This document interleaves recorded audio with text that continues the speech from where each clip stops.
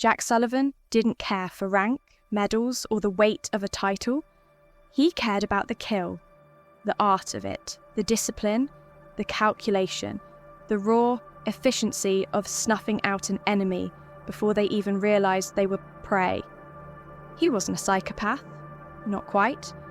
He just lived for war in a way most men feared to admit. He'd served in every branch of the US military, but the Marine Corps had been his crucible. Iraq had been his playground. He'd won his first Medal of Honor by climbing onto 2 enemy tanks and dropping grenades straight into their barrels. The blast that followed had turned the desert night into a hellish dawn.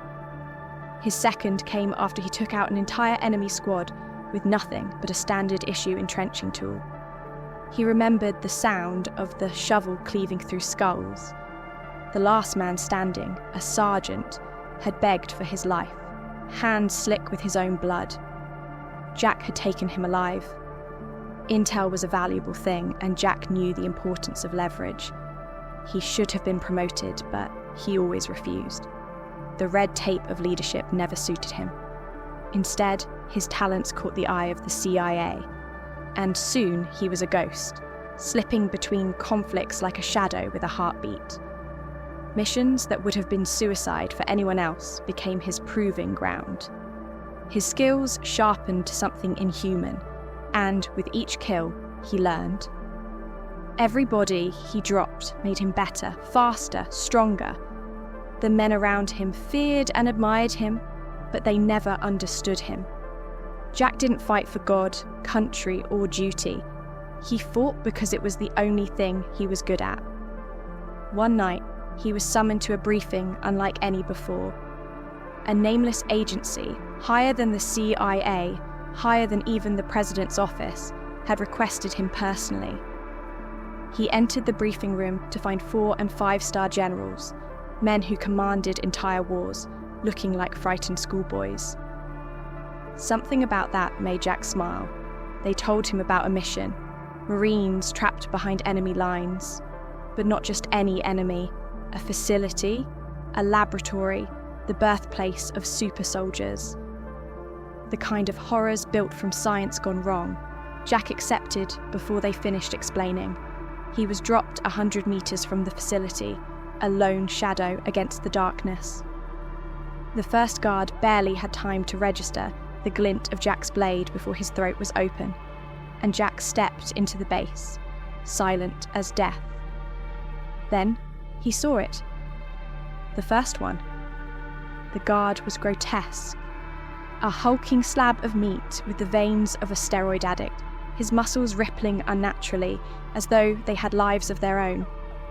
The thing ran at him like a freight train, but Jack saw the flaw. No coordination, just raw strength. Jack dodged and delivered a single, calculated strike to the throat. The giant collapsed, gargling wetly as his monstrous frame twitched on the floor.